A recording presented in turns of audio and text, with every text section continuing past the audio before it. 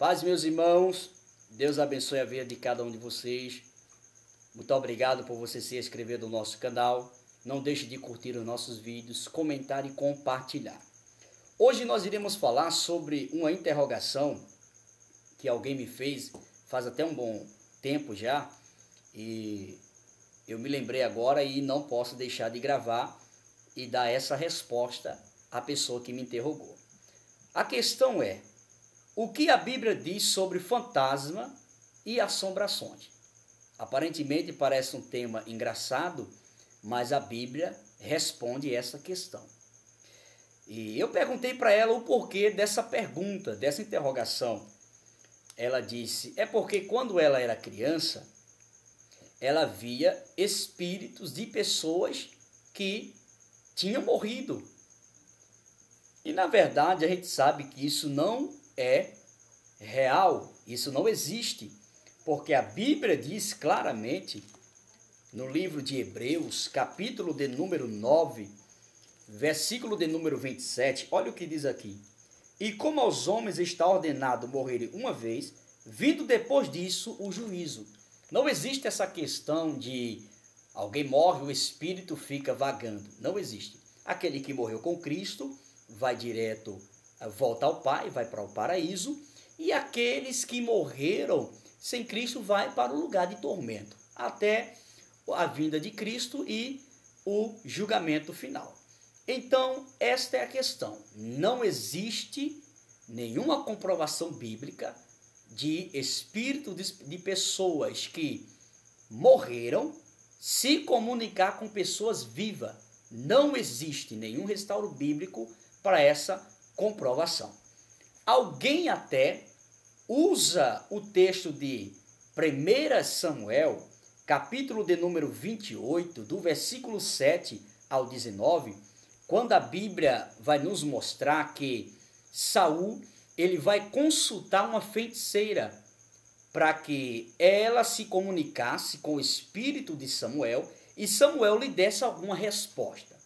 Na verdade, a gente sabe que não é claro e não é compatível, porque Deus ele não tem ligação com feitiçaria, até porque a Bíblia fala claramente no livro de Apocalipse, capítulo 22, e no versículo de número 15, olha o que diz aqui: ficarão de fora os cães e os feiticeiros, os que se prostituem, e os homicidas, e os idólatras, e qualquer que ama e comete a mentira. Ou seja, Deus não é compatível à feitiçaria. Ou seja, você acha que Deus ele iria ouvir uma feiticeira, se comunicar com a feiticeira? Se isso é algo que não é compatível com o nosso Deus, isso não tem base. E existe até alguns teólogos aí, evangélicos, tá? Que acredita que o espírito de Samuel, ele se comunicou com a feiticeira. Um total absurdo essa interpretação. Por quê? Porque se você analisar o capítulo 28 e o versículo de número 5 diz assim, 5 e 6. E vendo Saul o arraial dos filisteus, temeu e estremeceu muito o seu coração. Versículo 6. E perguntou Saul ao Senhor, porém o Senhor lhe não respondeu, nem por sonhos, nem por Urim, nem por profetas. Observe que Saul ele já tinha perdido, melhor falando, a comunicação com Deus. Deus não mais falara com Saul. E observe de que forma que Deus não mais falava com Saul. Primeiro, o versículo de número 6 fala que Deus não falava com ele nem por sonhos, nem por Urim e nem por profetas.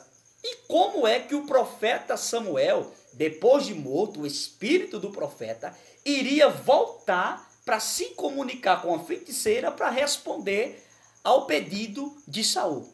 Não tem sentido isso, porque Deus mais não falava com ele. E como é que nós entendemos estes versículos? Se você analisar o texto, a partir do versículo 8, veja o que diz aqui. E Saul se disfarçou e vestiu outras vestes, e foi ele e com ele 2 homens. E de noite vieram a mulher, e disse: peço-te que me adivinhes pelo espírito de feiticeira e me faça subir a quem eu te disser. Então a mulher lhe disse: eis aqui, tu sabes o que Saul fez. Como tem destruído da terra os adivinhos e os encantadores. Porque, pois, me armas um laço, a minha vida, para me fazer matar? Versículo de número 10. Então Saul lhe jurou pelo Senhor, dizendo: vive o Senhor, que nem o mal te sobrevirá por isso. A mulher então lhe disse: a quem te farei subir? E disse ele: faze-me subir a Samuel. Versículo de número 12. Vendo, pois, a mulher a Samuel, gritou em alta voz. E a mulher falou a Saul, dizendo: por que me tens enganado? Pois tu mesmo és Saul. E o rei lhe disse: não temas, porém, que é o que vês? Então a mulher disse a Saul: vejo deuses que sobem da terra. Versículo de número 14. E lhe disse: como é a sua figura? E disse ela: vem subindo um homem ancião e está envolto numa capa. Entendeu Saul que era Samuel. Inclinou-se com o rosto em terra e se prostrou. Observe aqui que existe uma contradição muito grande na visão dessa feiticeira. Se você analisar o versículo 12, você vai ver que ela diz assim: vendo, pois, a mulher, a Samuel gritou em alta voz. Agora, se você vê o versículo de número 13, a parte B, ela já contradiz o que ela afirmou no versículo 12. Olha o que diz o versículo 13, parte B. Vejo deuses que sobem da terra. Já não era mais Samuel. Olha isso aí. É por isso que eu digo que o espírito de engano que havia nesta mulher, o espírito de adivinhação, enganou a Saul. Até porque Deus mais não se comunicava com Saul. Agora veja também a contradição aqui no versículo 14. E lhe disse: como é a sua figura? Isso é Saul perguntando à mulher. Daqueles deuses que estavam subindo da terra. E que no versículo de número 12, ela afirma que era Samuel. No versículo de número 13, a parte B, ela já fala que é deuses, contradiz o que ela disse do versículo 12. E no versículo de número 14, Saul pergunta como era, resumir a figura da pessoa. Então ela diz a seguinte expressão: e disse ela: vem subindo um homem ancião e está envolto numa capa. Entendeu Saul que era Samuel. Primeiro aqui, ela dá uma característica, mas ela já não afirma que é Samuel. Porém, no versículo 12, ela afirma que era Samuel. Então veja que há uma contradição muito grande na interpretação e na visão dela, porque o espírito do engano faz isso mesmo, para confundir e para enganar as pessoas. Então veja, primeiro no 12, repetindo, ela afirma que é Samuel. No versículo 13, ela fala que é deuses. E no versículo de número 14, ela mostra a figura da pessoa, porém, ela não diz mais que é Samuel. E Saul entende que é Samuel e adora, se prostra em terra, melhor falando, né? É o que diz aqui o versículo de número 14. E lhe disse: como é a sua figura? E disse ela: vem subindo um homem ancião e está envolto numa capa. Entendeu Saul que era Samuel, inclinou-se com o rosto em terra e se prostrou. Então veja só, Saul, ele não viu que era Samuel. Ele apenas entendeu pela interpretação da feiticeira que seria Samuel, mas na verdade não era. Outra prova cabível que não era Samuel é o que você pode ler aqui no versículo de número 19. Olha o que diz aqui. E o Senhor entregará, isso é, o espírito que estava se comunicando com a feiticeira e falando com Saul, ele disse essa seguinte expressão. E o Senhor, no versículo 19, e o Senhor entregará também a Israel contigo na mão dos filisteus. E amanhã tu e teus filhos estareis contigo. E o arraial de Israel o Senhor entregará na mão dos filisteus. Eu vou repetir de novo, versículo 19. E o Senhor entregará também a Israel contigo na mão dos filisteus. E amanhã tu e teus filhos estareis comigo. E o arraial de Israel o Senhor entregará na mão dos filisteus. Observe que o espírito que estava se comunicando aqui disse que no dia seguinte, Samuel, ou seja, melhor falando, Saul estaria com ele. Aí a interrogação é, Saul foi salvo?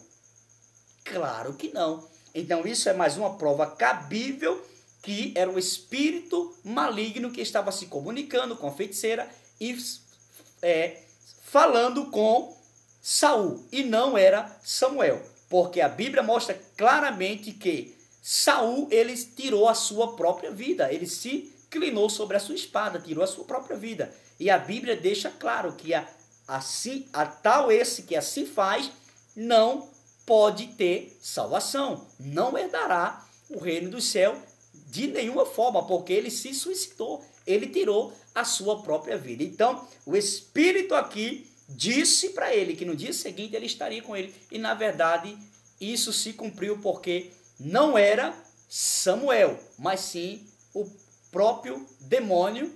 E inclusive no dia seguinte, quando Saul tira a sua própria vida, foi o que realmente aconteceu. Ele foi para onde o espírito maligno estava. Porque aonde Samuel está, Saul não pôde ir, porque Saul tirou a sua própria vida. Amém? Que ficou claro esse texto aí. Mas vamos aqui para mais uma observação que eu separei aqui. É a questão da parábola do rico e Lázaro. Alguns até falam, não, mas você não viu ali que houve uma comunicação? Entenda uma coisa. A parábola do rico e Lázaro, que nós encontramos no livro de Lucas 16, do 19 ao 31, observe que a comunicação não é com os viventes. O texto é claro. A comunicação é com o rico, que estava no Hade, Lázaro, que estava no paraíso, e Abraão. Isso se tratava de pessoas que já estavam sem o contato com seres vivos. Então a comunicação foi entre eles lá, e não com seres vivos. A prova é que o rico pediu para que Abraão mandasse alguém à casa dos seus irmãos, para que eles não viessem para o lugar que ele estava. Aí foi quando o texto diz que Abraão, ele diz, eles têm Moisés e os profetas. Observe, eles têm Moisés e os profetas, que ouçam. Então, observe que não foi permitido e não tem nenhum restauro bíblico de permissão de espíritos de pessoas que já morreram vir se comunicar com pessoas que estão vivas. Não existe isso. Que isso fique claro a você nesse texto também. Mas para nós concretizarmos o nosso assunto, a pergunta é questão de assombração. Quem são esses fenômenos, melhor falando, que traz assombração para as pessoas? Seria pessoas que já morreram e voltaram a estar assombrando? Ou quem verdadeiramente são? A resposta são espíritos maligno. E isso aconteceu com o patriarca Jó. Talvez você não conheça isso, mas é por isso que você está no canal do YouTube certo, para você ter conhecimento dessas verdades. E Jó passou por assombrações. Um espírito maligno assombrou Jó. Prova disso que a Bíblia vai mostrar que Jó, ele não identifica que espírito era. Por quê? Porque era um espírito maligno que estava assombrando Jó. E quando as pessoas dizem que viu um espírito na personalidade de pessoas, isso é espírito maligno que se passa na personalidade de pessoas que morreram para confundir os familiares daquela pessoa e também os seus entes queridos. E Jó passou por esse tipo de assombração. Foi estar aqui no capítulo 4. Olha o que diz aqui o capítulo 4, versículo de número 12 em diante. Uma palavra se me disse em segredo, e os meus ouvidos perceberam um sussurro dela. Isso aqui, Jó está falando a respeito de vozes que ele ouviu, tá? Se tratando de espíritos malignos. O versículo de número 13 diz assim: entre pensamentos, divisões da noite, quando cai sobre os homens o sono profundo, versículo 14, sobreveio-me o espanto, olha só, assombração, espanto, e o tremor, e todos os meus ossos estremeceram. Olha que negócio interessante. Versículo de número 15, então um espírito passou por diante de mim, fez-me arrepiar os cabelos da minha carne. Observe que Jó aqui está mostrando categoricamente que quem vem assombrar, amedrontar e se comunicar com os seres humanos é espírito malignos. E isso aconteceu com Jó. Aí o versículo de número 16, olha o que Jó diz aqui. Parou ele, quem? O espírito. Parou ele, mas não conhecia a sua feição.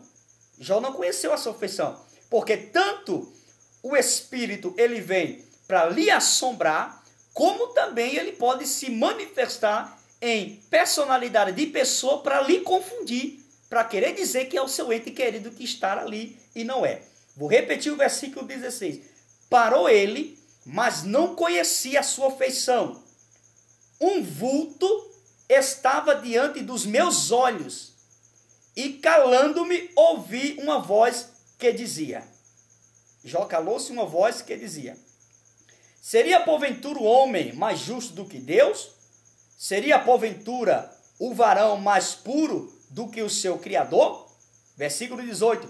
Eis que nos seus servos não confia, e nos seus anjos encontram loucuras. Isso aqui é o espírito maligno se comunicando com Jó, falando no seu ouvido. Então, para nós concretizarmos aqui, não existe essa questão de a pessoa que morreu voltar e se comunicar com quem está vivo aqui na matéria. Não. Quem morreu com Cristo, paraíso. Quem não morreu com Cristo, lugar de tormento. Espera até o dia final, até a vinda de Cristo Jesus. Outra questão, quando o espírito maligno se comunica, é desta forma, para assombrar e para tentar confundir você. Eu acredito que ficou claro a nossa posição. Deus abençoe você e não deixe, você pode sugerir algum vídeo, algum tema, tá? Você pode colocar aí nos comentários um tema para que a gente possa estar gravando aqui, tá bom? Deus abençoe você em nome de Jesus. Amém.